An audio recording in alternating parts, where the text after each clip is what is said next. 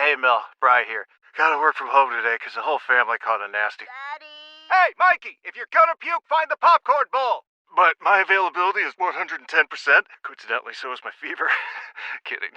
Mel, I'm so cold but hot. But I'm gonna get you that budget just as soon as... Mikey! Popcorn bowl! Press 1 to use Instacart and get your family's sick day essentials delivered in as fast as 30 minutes. Press 2 to keep working. Do not press 2. Just use Instacart, Brian.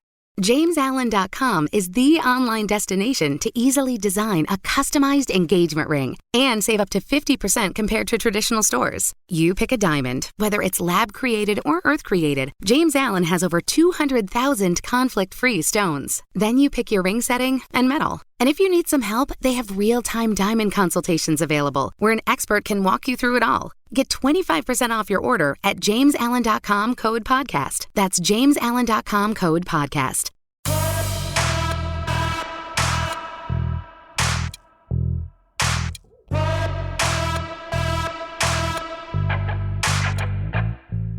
Welcome to the Powercat Podcast, GoPowercat.com's Kansas State Athletics Show. Now, here's your host, GoPowercat publisher, Tim Fitzgerald.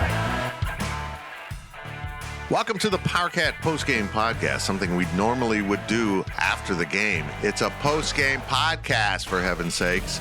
But here we are on Sunday, regathered. Tim Fitzgerald and Cole Carmody here in the Cats and Dogs studio, as we're going to talk about Missouri's incredible 30-29 victory. That was score? No, 30-27. I totally forgot the score. That's the kind of day I had.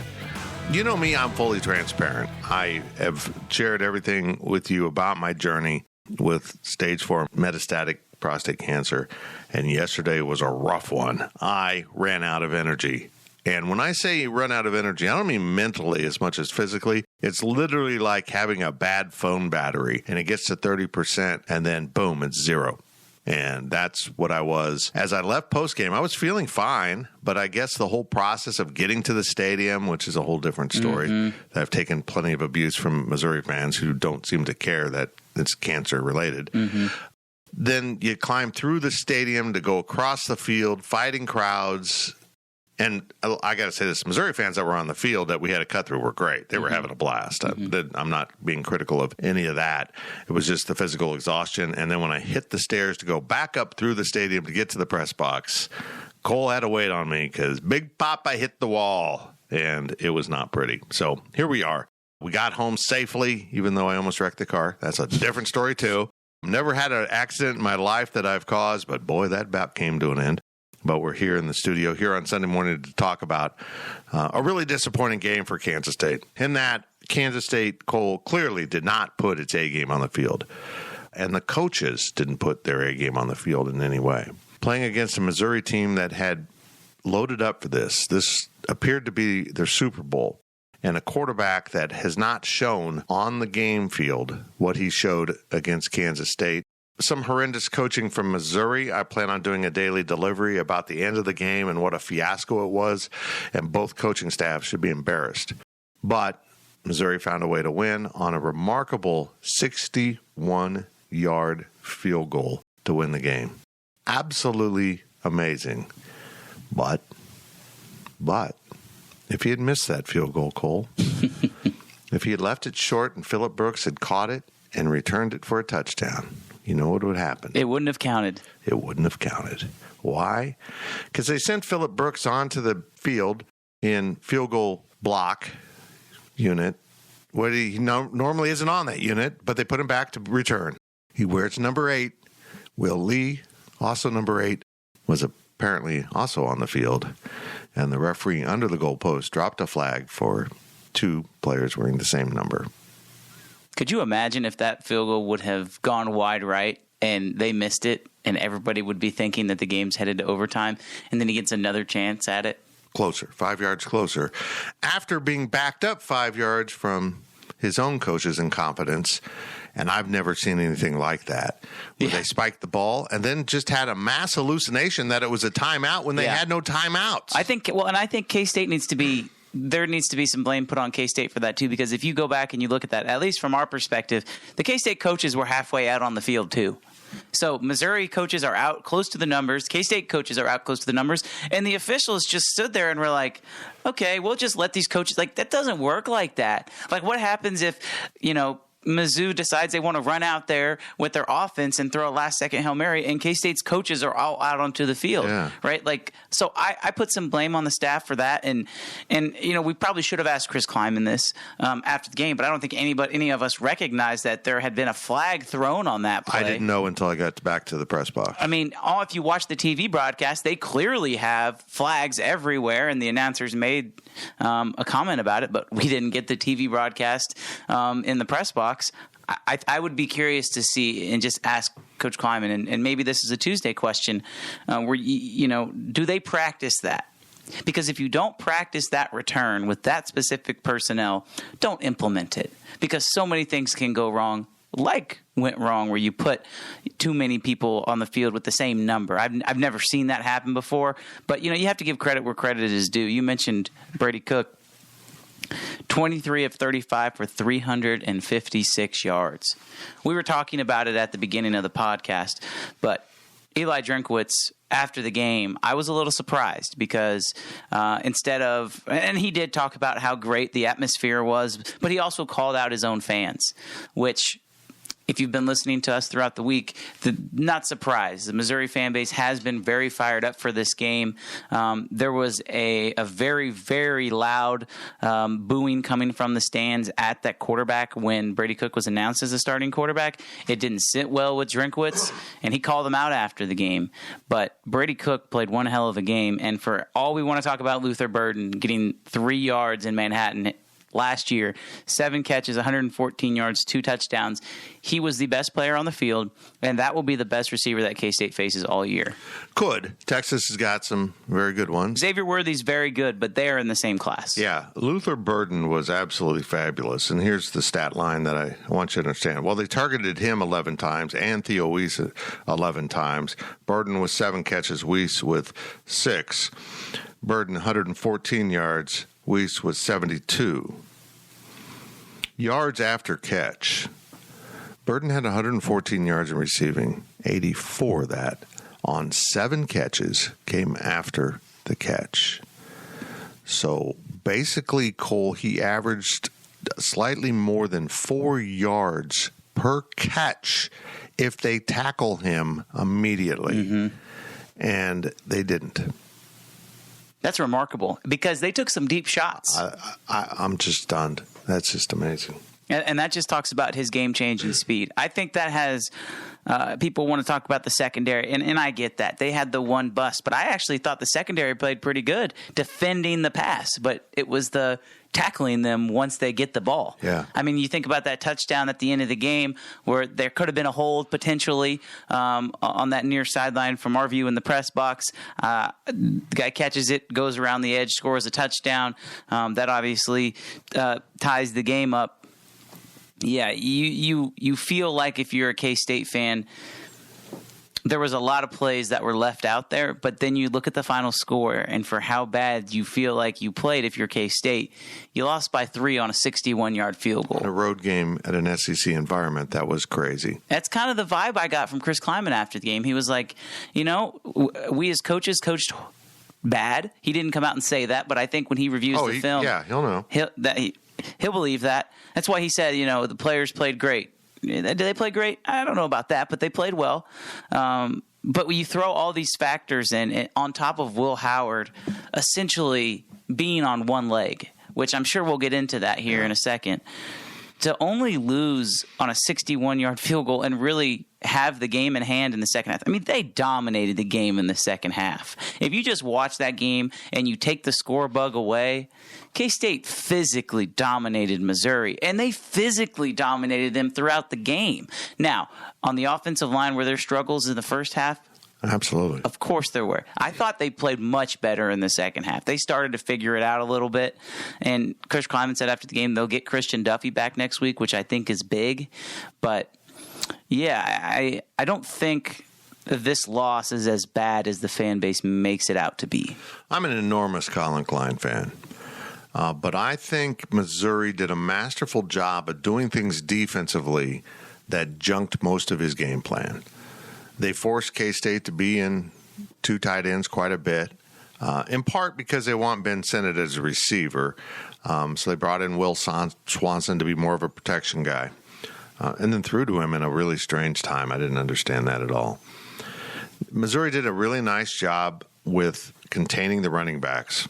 Trayshawn Ward ended up with 10 carries for 54. DJ Giddens, 9 carries for 36. They averaged 5.4 and 4 yards per carry. It's not bad.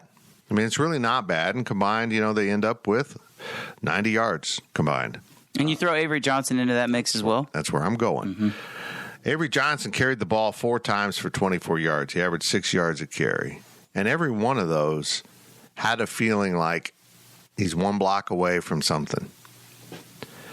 He came out in the fourth quarter, I believe it was, one of the last possessions, and ran the ball on first and second down, put him in third and short, and they took him off the field, and the K-State didn't convert. That was overcoaching. Mm-hmm. Keep it simple, stupid. Avery Johnson is working it. He's got a limited playbook that he's running with this, double back set, and let him do it. Until Missouri proves they can stop it, let him go up the field. And I knew I wanted that without fully realizing how bad Will Howard's injury was. Are you under the impression it's a knee or an ankle? It looked like an ankle. The way he was hobbling around out there. On the field, I thought it was an ankle. Mm-hmm. In postgame, I thought it was a knee because the team had to come down stairs. Concrete stairs and cleats to go to the field, which is weird. Yeah. And I think I just want to, I'm a great conspiracy theorist. I think that's on purpose. I mean, that is kind of breaks your slip. Yeah. Yeah. It breaks your momentum. It's kind of brilliant, actually. But, he comes down post game to talk to us, which I admire him for being injured, losing a game, and showing up for media. I mean, that's the kind of guy Will Howard is. But when he's coming down the stairs, I'm like, his knee's locked. It's his knee. So we're still unclear about what it is. I'm going to be surprised if he plays Saturday against Me too. UCF. I think it's going to be a lingering thing. And I think they're going to shut him down for UCF because then it goes into the off week before you go to Oklahoma State, correct? Yep. And here's where I'm at on that situation. I don't think Will Howard needs to play the next 2 games for K-State to win. No, I'd agree. And it's not because UCF is a bad team. Oklahoma State's bad. They're bad. They are horrible right now. I don't know what's going on there. They are horrible. That's a story for another day. But if you have Avery Johnson against that UCF team, first of all, they haven't seen the speed that Avery Johnson has. That not very many teams have at the quarterback position, but they haven't. Okay.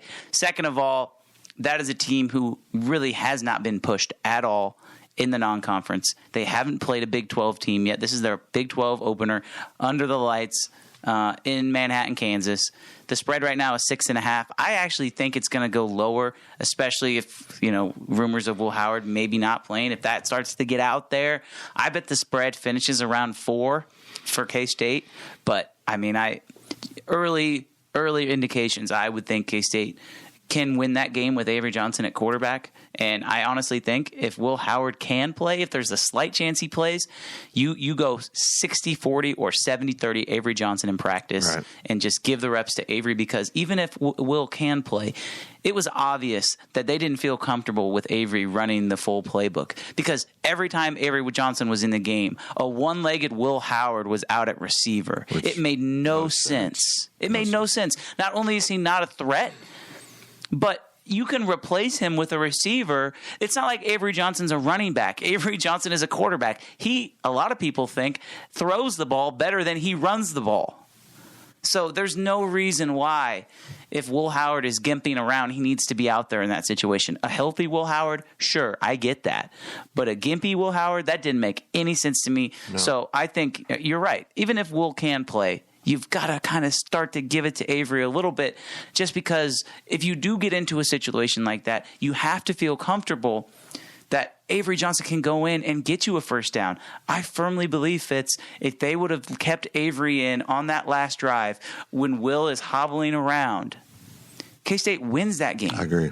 They win that game if they just give it to Avery. And that has nothing – that's not any knock on Will. I still think this team was better with Will Howard.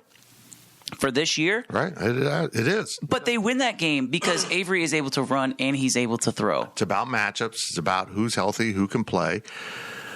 Cole, do you think in any way that the coaches are concerned if we unleash Avery and he's a hero to win the game, we've got a distraction for the rest of the year because the fans will all want Avery because they love Avery? Do you think there's any cautionary actions taken with that? I felt like they limited Avery. They did. Too severely in that game. You put stuff in, that stuff worked, and you did it 4 times. Four times. I think he played 6 or 7 plays, handed it off 2 or 3 other times. Right.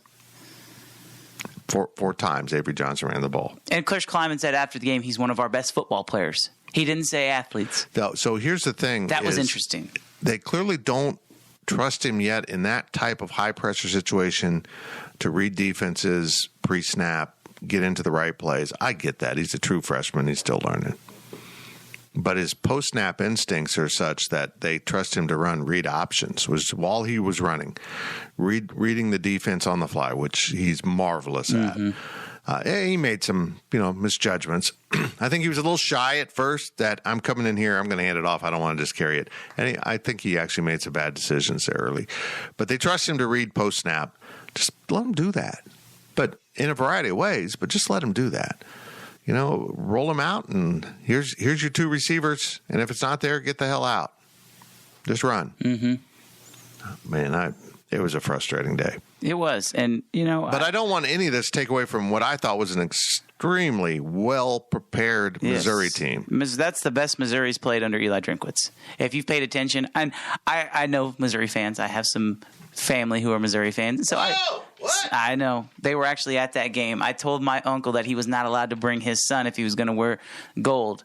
But unfortunately, my grandpa dropped the ball and drove them and let them wear black and gold. So that's another story for a different day. But that's the best they've ever played under Drinkwitz.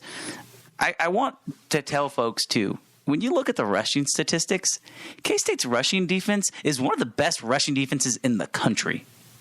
Yes. Did they give up some big plays through the air? Of course, they gave up 356 yards rush or 356 yards passing. They gave up 74 rushing yards to Missouri. Missouri rushed it at a 2.6 yards per carry clip. Brother, they gave up 74 total yards and 58 came on one run. Yeah. Just the same as last week. They held them to 16 yards on 27 carries, and one went for 58. It was remarkable. This defensive front's really good. But the whole thing didn't come together. When the front was good, the back was bad. When the back was good, the front was bad. I don't know. At the end of the day, I'll say this. I think K-State got beat overall at the point of attack. I thought Missouri did a really good job defensively of dictating what K-State could and couldn't do offensively. They put Will Howard in positions where he had to run the ball, and apparently he injured himself. We don't know when the injury happened. It was a mystery. Yeah. I got a text that the team doctor was looking at Will, which was the opposite sideline from us, and we couldn't see anything over there. And sure enough, there was something horribly wrong going on with Will, and they still played him. He's a warrior, though, man. Like, if there's one thing about Will Howard, that's the one thing I've come to learn about Will. And for folks who aren't around him, he is, just you listen to his interviews, the podcast he's done with, the local media, like, the kid, he loves K-State, and he is willing to do anything that it takes for his team to be successful. And if that means he's going to go out there and play second fiddle and be a receiver, he's probably out there wanting them to throw him the ball. Like, I guarantee you Will went out there and was like, all right, throw me the ball. I'm going to make this guy miss. Knowing damn well he can't make anybody miss right now. There was a play where he had to step up in the pocket and get like 5 or 6 yards, and there was no hesitation. He was always going to go for it. And so he is the definition of K-State. That is Will Howard. Well, that scramble he had when a healthy Will Howard turns it upfield and gets a first down, he was being pursued, and he just went to a slide because whatever was wrong wasn't working. Mm-hmm. I've always had, people point out that, are you hurt? Well, yeah, I'm hurt. We're all hurt. We hurt. But I'm not injured. I can physically perform. I think he not only played through the hurt, he played through the injury. I don't think he should have been on the field at that point. I think it became very clear that if he can't do the things we need him to do, which was pick up a first down on that play, which he could have if even a little bit more healthy, then they should have probably taken him off. But all that said, I got to say this before we go to break. This K-State team's going to be fine, folks. Everything that got exposed on Saturday, whether it was Marquise Siegel having incredible struggles at times at free safety, or the tackling on the back end that allowed, a hyper athlete like Luther Burden just to run free.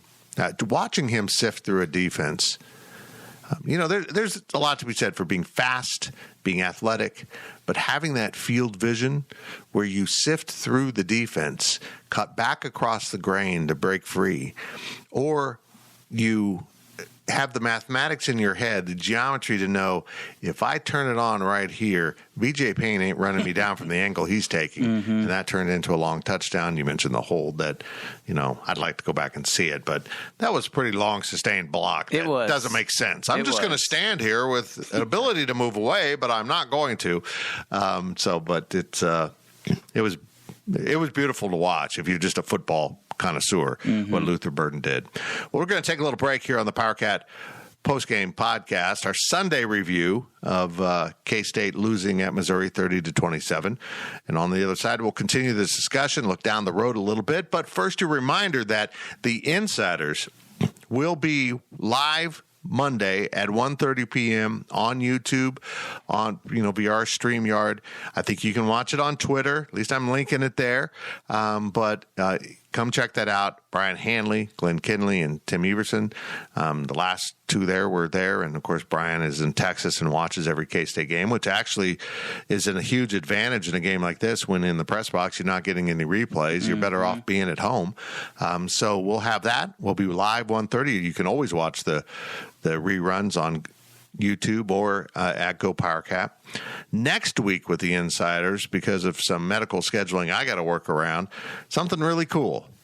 In 1 week from Monday, so tomorrow we'll be at 1:30, but 1 week away, we'll have the Insiders in primetime on Monday night as we have a 7 p.m. show, because I got to be in Kansas City to talk with a cancer doctor about cancer. Fun times. We'll be right back. GoPowerCat.com's Powercat Podcast continues after this short break. Imagine the softest sheets you've ever felt. Now imagine them getting even softer over time. I'm here to tell you about Boll & Branch sheets. In a recent customer survey, 96% replied that Boll & Branch sheets get softer with every wash. They're made from the rarest organic cotton and designed to get even softer over time. Try their sheets with a 30-night guarantee plus 15% off your first order with code Odyssey. So head to BOLLandbranch.com today. Exclusions apply. See site for details. Welcome back to the Powercat Podcast. Welcome back to the Powercat Postgame Podcast. Tim Fitzgerald and Cole Carmody right here in our studio. As I mentioned at the top, this is something normally we do postgame, but we kind of took a breath. We had to drive home, 4 hours drive, and get home, and we were all exhausted. So Cole and I decided to do it this morning. It was mostly because of me, but so be it. Typically, these will be after the game. Saturday night at Bill Snyder Family Stadium, we have an odd 7 p.m. kickoff. Usually the night games are at 6, so we won't even be leaving the stadium. Don't tell me. I don't want to talk about it. I'll be pushing midnight. Yeah, I don't want to talk. No, we're not talking about it. But the good news, Cole, is going to Aggieville would just be off the plate at that point for you, so we can just come over here and do this, unless I am, again, absolutely exhausted. But we'll try to get this in on Saturday night. And let's be honest, if it's a K-State victory, you guys want to hear about it. And honestly, after a loss, we do kind of change how we put stuff up on the site, because you just don't want to look at it or see it anytime soon. So this is actually working out okay. Kansas State loses 30-27 at Columbia. A great environment. And Cole, I want to start with this. Now, the game was a sellout, and it was a great crowd. It was their first sellout in 5 years? Their first non-conference sellout in 10 years. 2012. Incredible. And that's cool. I mean, that says a lot about K-State. And we kind of, would flip Missouri crap through the week that took K-State to do this. I'm going to be really honest here. I was disappointed in the K-State crowd. There was one section that was all purple, which was that part of the crowd was impressive. And I thought the far side, there was a decent amount of purple. But then when you kind of looked under the press box and you're like, ooh, there is a lot of black and gold there. Now, the game would not have been sold out without K-State. I do believe that. If this was an 11 a.m. kickoff against Middle Tennessee, that game's not sold out. I agree with all that. I mean, the game clearly meant something to the fans. They stormed the field, for God's sakes. Part of it was the drama of the ending. Yeah. But if it's Middle Tennessee and you kick a winning field goal, you don't care. No. You're like, okay, the guy's bailed out. Let's get out of here.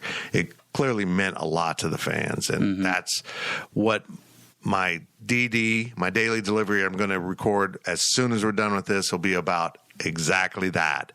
This series needs to continue. But back to my point with the crowd, I was hearing predictions that there's going to be a fourth K-State fan. So what was the attendance? 62? Yes.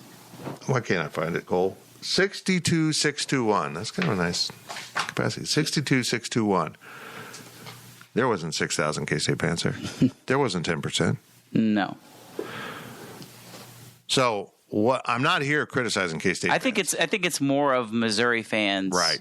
We underestimated the passion Missouri fans had for this game. And maybe there was an inability to get tickets because of that passion. So actually, I'm not really criticizing K-State fans here. It might sound like that. I'm complimenting Missouri fans for an incredible turnout, the passion with which they showed. Now, I say this, in all honesty, Missouri fans go too far. I mean, some of the tweets I've received are just disgusting. It's just unbelievable. But there's a difference between keyboard warriors and actual passionate fans. Right. I think that's something in this business we kind of get blindsided by sometimes.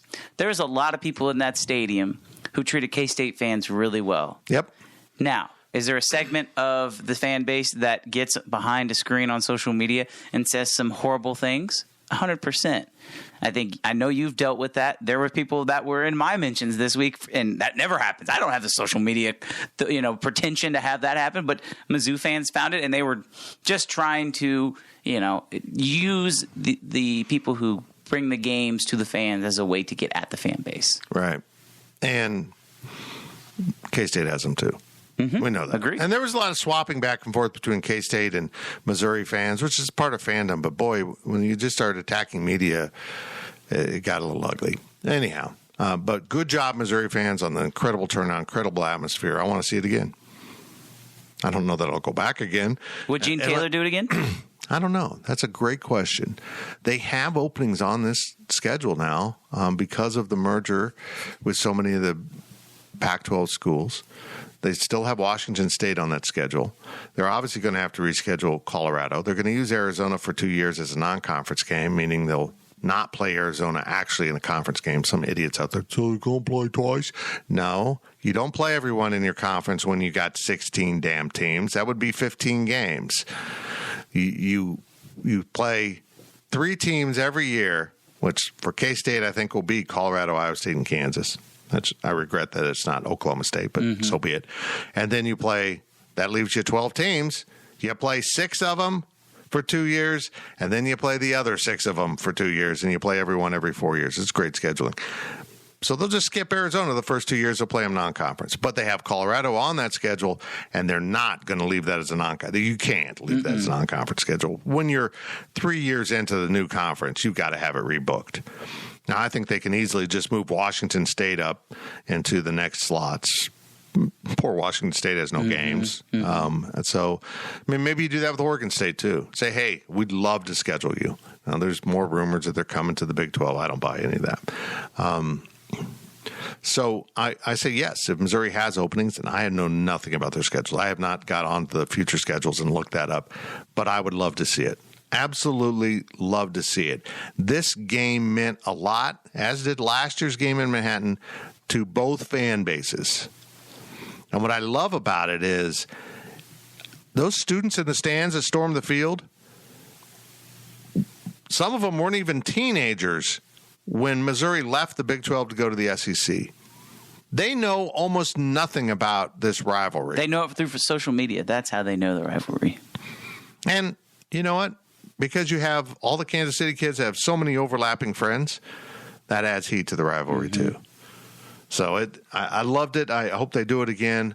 Mizzou is playing Kansas in 25 and 26. I forgot about that. That's right. I just retweeted something from Lance Leipold about that. Yeah, I just think it's great. They should be rotating KU and K-State as their non-conference. What's their FBS game, or their Power 5 game after that? Can you see that? Illinois. Well, that's another one they need to play. However, this is all subject to change. Mm-hmm. Like, let's be real. I don't buy that the NCAA is going to let the SEC continue to have 4 non-conference games and 3 cupcakes. I mean, they're playing in 2028 San Diego State, Southeast Missouri State, and Northern Illinois, along with Illinois. That's crap. That's horrible. It's total crap from the SEC. And this year might catch up to them because they're having problems in their non-conference schedule, as is the Big 12. But having only 8 conference games could hurt your overall strength of schedule, and we'll see if that even matters to the SEC. But, play 9. I wish the NCAA would mandate that. Just say you need to play 9 in your conference. Mm-hmm. If you're 10 or more schools in your conference, you need to play 9 conference games. Period. It looks like the next opening for Missouri is 2032. Ironically, I think that's K-State's next opening with what they have currently scheduled. I believe it's Rutgers in 30 and 31. Gene Taylor. Gene, you can do a lot of things here. Daphne agrees. Thank you, Daphne. You inherited all of these. John Currie scheduled this out, which was something let's be blunt, he forced Bill Snyder to start playing a Power 5 game in the non-conference because the TV partners demanded it. Why they demand it from the Big 12 but not the SEC to play the same number of type of games. Anyhow, and John Currie, there's a sense of just filling with whatever I can find here. Why the hell is Kansas State playing Rutgers? There's no value to either program in that. Rutgers doesn't recruit the Midwest and Texas, and Kansas State hardly would ever recruit New Jersey and the Upper East Coast. I don't get it at all. Would it be better if it's a school with which we have common ground, like a Pitt or a Georgia Tech? I don't know. You can just go down the list. I'm also a fan of trying to find the 2-for-1 trades with group of 6 conference teams. Mm-hmm. I mean, shout out to USF. South Florida played Alabama in bad conditions, but gave them a scare. But that's not why I'm giving them a shout out. It's a 2-for-1 contract. And they said, but we're going to start with the game here. So you can't cancel it as you rich bastards do to the lesser. Okay, we'll play one at home and the one at a neutral site, and then we'll cancel. We'll just buy out the contract and not go to your place. So they said, no, you're going to come here first, and then we'll do the other stuff. So Kansas State goes to Tulane next year. So it's going to be fun. That's part of the schedule. That's their non-conference road trip next year is Tulane. I am of the opinion, as we talk big picture with this K-State team, Fitz, after watching the games yesterday, people made it out to be one of the worst slates of games in the last 5 years for college football. The games. And I agreed pre-game. I agreed. And they ended up being amazing. Okay, let's just throw that out there. But after watching those games, I got this, and this is what I was been thinking about, and I wanted to get to this in the second half. Florida beat Tennessee. Like a drum. The same Florida team that got destroyed by Utah. Right. Okay, Tennessee, top 10 team. They have a loss. Georgia, the number 1 team, everybody's favorite to win the national championship again, losing at home as a 28-point dog to South Carolina. They lost? They were losing. Yeah, they were losing. They won. They ended up winning at home. Okay, so a close win. Kansas. I don't know if very many people saw this or not. They were in a dogfight with Nevada. It was bad. They could have easily lost that game. The same Nevada team that was 28-point dogs and is widely regarded as one of the 4 worst programs in all of FBS. They're bad. They were bad. They had a legitimate chance to beat KU. Okay? Colorado State, 28-point underdogs on the road at Colorado. Everybody knows what happened with that game. Should have won. You have Kansas, or you have K-State losing to Missouri, obviously. Also, you brought up Alabama, 10-3 in the fourth quarter. Did they end up pulling away? Yes. The reason I say all of that is to say it is week 3. Teams are almost losing as 4 touchdown favorites. That doesn't even bring up Iowa State losing on the road to Ohio of the MAC. Cincinnati losing at home to Miami of Ohio of the MAC. And, of course, South Alabama beating Oklahoma State. So, killing Oklahoma them. State. Shout out Michael Smith. So, I say all of that to say this, Fitz. Whatever K-State wants to do, they have the rest of the season to do. I didn't even bring this team up. Texas, 10-10 in the fourth quarter at home against Wyoming. You think Texas is all big and bad? Guess what? Wyoming, they didn't care, and they gave them a fight. I know there's no moral victories, and I know you just have to survive in advance, as the great Jimmy V said, but there's no team on the schedule that K-State can't compete with and can't beat. Right. And I wish, and I cannot wait for the expanded college football playoff, because these are the types of games that actually make teams better with the expanded playoff. The odds of K-State getting to be one of those Final Four teams at the end of the season was always slim. They have to run the table, essentially, to do that now. Maybe. Probably. Very rare that 2 lost teams make the playoff. Well, I'll say this. But before you finish your thought, that would normally be true with K-State losing. If Missouri goes on to have a really good season, the nature of that loss being in the SEC, maybe they get around it, but I agree with you. Go ahead. When you have the expanded playoff, that's what people say the games don't matter as much, but that's what makes it so much more interesting. Because now that loss, K-State players are feeling completely different. K-State players say, okay, this is an okay loss to have. We needed to feel this to become better. They still feel like they can win every game. And it wouldn't shock me if K-State goes to the Big 12 championship game. This team is more talented than they were last year. There is a lot of talent on the field. They're still trying to figure it out. But again, this week of college football showed me that there is not one dominant team. There might be. Georgia might be that team, but every single team is beatable. Now, with that being said, the flip argument is K-State is beatable too, obviously. But, I mean, if you're a K-State fan, just take all of that information for what it's worth and and use that as a reason to still support this team and still have some hopes, because there is a lot that can still go right. I know our boards are kind of negative right now, as to be expected after a loss, but there's a lot in front of this K-State team. I agree. I don't know, man. I don't know what happened this weekend. I love it. Hold on. I went to check a score real quick, because there were so many games that were of interest to me in what took place last night. But one just really jumped out at me, and not because the team's any good and they lost at home. None of that. I'm trying to get the right verb here. So look this phrase up at your own peril. This is not a G-rated reference, but Fresno State went into Tempe last night and hot carled Arizona State 29-0. Fresno State has put themselves in the conversation for the playoff because this is their second win. I can't remember who else they beat off the top of my head. Let's look that up. Hell, I can't find it. They beat someone else earlier this year of substance. Look, Cole, I want you to, as we wrap up here, we're going to talk about Saturday's game real quick after this, but Purdue, by the way. Yeah, Purdue, who sucks, but still they're racking up wins. Great scheduling to get Purdue and Arizona State, 2 Power 5 programs that stink, and you kick the crap out of them. Are we seeing impacts of the NIL, good and bad? Someone posted on my Twitter machine, and there's lots of reference, this game was decided by the NIL. And yes, without the NIL, Luther Burden's probably at Alabama or something. Correct. I'm into what you're saying. I get it.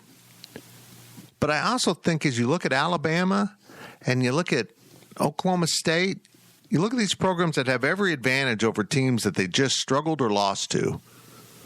I think the NIL, as much as it can bring you more talent can also completely destroy your locker room and your culture, because now kids are signing with you not because, hey, I'm all in it for the Crimson Tide or Pistol Pete. What's in it for me?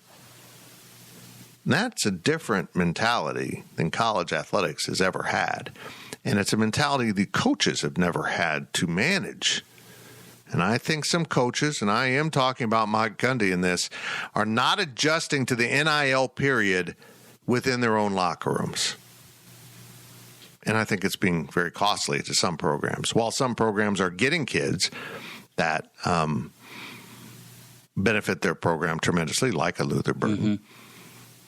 Also, they're getting kids that probably aren't great in the locker room and aren't great teammates and have some dysfunction to themselves that disrupts the locker room in unknown ways for these college coaches.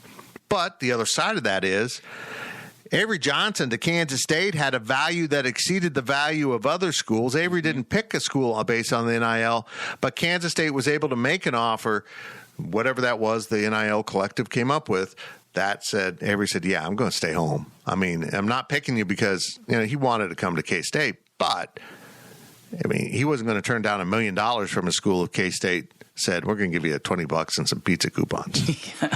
So there's a really disbalance being created here by the NIL. Spencer Sanders left Oklahoma State to be a backup at Ole Miss.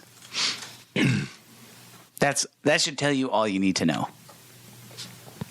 That's a very good point. That is my comment on the NIL. And then you look at the quarterbacks that Oklahoma State has.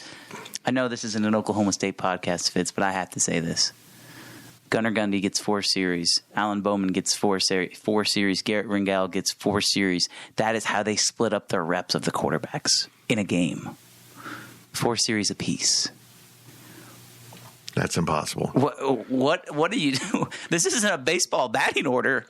Well, the old adage that if you have 2 quarterbacks, you don't have a good one, and they have 3. But I think Arizona State would take Oklahoma State's quarterback situation. Arizona State's now played 4 quarterbacks this season. They've all been awful. And one of them was rated higher than Avery Johnson, but that's none of the business. Funny. At some point last night, I think it was their first 10 possessions, it ended with 7 turnovers. Pure comedy. So if you think K-State's bad, if you are upset about K-State this morning or on Monday morning when you're listening to this, when you were listening to this on your drive to work, your favorite program is going to be fine. Absolutely. The history of this coaching staff is whenever something like this, Tulane last year, Arkansas State the pandemic year, they've learned from it and benefited from it. They've said, okay, what went wrong here? What can we correct? This will be a much better football team for what happened in Columbia. Now, would have been maybe the same results if they'd won that game? Yeah, probably. But they will get the corrections in place. The guys on the back end will be better of that defense. The running game will get going again now that they apparently are going to have their offensive line back together. And we might see Avery Johnson quite a bit in this UCF game. And I'm in no way calling for him to be the permanent quarterback. That's not what I'm doing here. Will Howard's the dude. I'll take him to war any day, particularly if he's healthy. But he's not. We don't know the situation there. And they'll play coy all week, but I think we're going to see Avery for most of the game on Saturday against UCF. Agreed. It's going to be fun. I can't wait. I'm already excited for that game just to see how they bounce back because I think those guys are going to be ready to play. 7 p.m. kick at the Bill. Congratulations to Missouri. A great atmosphere. I'm glad the students had fun storming the field. Like some people are like policing storming the field. As long as it's safe and well-behaved and nothing bad happens, it is one of the great things about college athletics. So if you're anti-storming the field, just sit down and shut up. NFL teams don't storm the field. NFL crowds, they don't do that. You want to know why? It doesn't mean as much. NFL's great. I love the NFL. But college football has something genetically in your core that wires you to be more passionate about it. Thanks for listening to this Powercat Postgame Podcast. About, 24 hours late. Well, not quite 24. We're post-kickoff time, so maybe 22 23 hours, like 21 hours. I'm mathing. I got to go. I just did math and steam came out of my head. We'll talk to you later. We got lots of stuff coming this week at GoPowerCat.com. Get back on the horse when you get bucked off, fans, because the ride is still going to be fun. Thank you for listening to the Powercat Podcast. Make sure you're subscribing to our show at Apple, Spotify, Amazon, or wherever you get your podcasts. With Blue Link Plus, you can access your Hyundai Tucson Limited remotely. Doors unlocked, temperature set, lost car found. There it is. Get complimentary class-leading Blue Link Plus. Call 562-314-4603 for complete details. On Paramount Plus. The choice is lightning in a bottle. When you are associated with something legendary, you're like, what am I supposed to do now? Witness the story of Black Sheep's Drez and his new chance of a lifetime. Catch The Choice is Yours, now streaming exclusively on Paramount Plus.